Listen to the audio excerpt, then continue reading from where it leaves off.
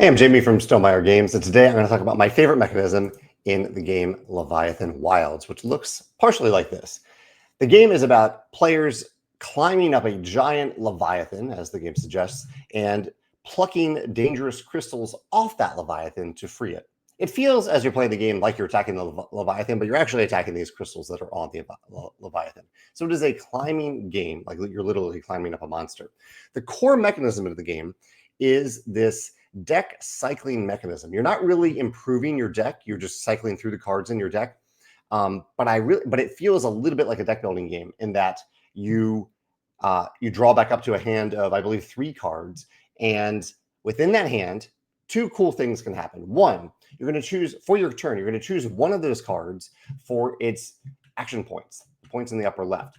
And that card, you're not going to play it for anything else. You're just going to use the action points for your turn. You have a bunch of action points pre-printed on your player mat showing you what you can do with those action points. So you have one card that does that, and I really just like that. I really do like that you're using a card specifically for its action points, but in doing so, you don't get to use it for its bottom ability. And the bottom ability you can just use it. You can use a card for its bottom ability. You can spend it on your turn. You may not always want to, because here's the other twist. For many of the cards, like this one, any climber, you can use that card on any player's turn. So there's a lot of cooperation and paying attention to what other players are doing on their turn, because on my turn, I may not want to, any climber may block 2 and ignore push. I might want to save that for someone else's turn who really needs that benefit. Here's an each climber. So a lot of these abilities you can play at any time on any turn just by playing the card.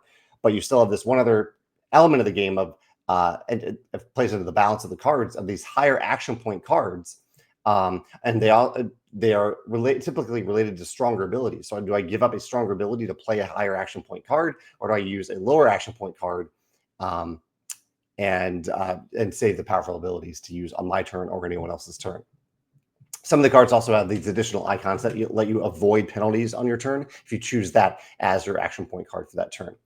The other thing I wanted to mention about this game that I think is really clever, and I don't have a good photo of it, is that the Leviathan that you're fighting has its own deck of cards. And the one that we played, it had 5 cards in its deck. And they're double-sided cards. They're on each face of the card, there are 2. There's a right side ability and an upside down ability. You shuffle these cards together and you reveal them one by one at the end of each player's turn to show how the Leviathan reacts to what you are doing. And really, you reveal it before someone's turn so you can prepare for that thing to happen by the end of your turn, potentially.